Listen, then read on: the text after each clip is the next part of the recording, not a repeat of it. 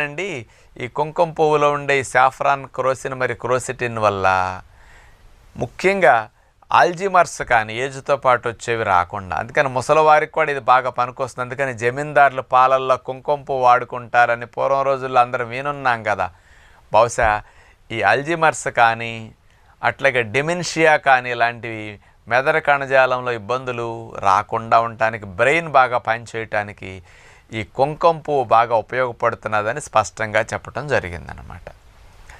ఈ కుంకుమ పువ్వుని గుర్తుపెట్టుకోండి, ఎవరు వాడినా 30 మిల్లీగ్రాములు, మ్యాక్సిమం 40 మిల్లీగ్రాములు, గ్రాములు కాదు మిల్లీగ్రాములు, అంత తక్కువ మోతాదులో వాడుకుంటేనే ఇది పనిచేస్తుంది.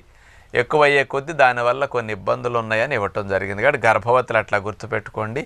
మీకు డబ్బులు ఇబ్బంది లేని వారు ఎవరైనా సరే, పిల్లలు కానించి గర్భవతులు కానించి పెద్దలు కానీ ఎవరైనా పాలల్లో కుంకుమ పువ్వు పొడి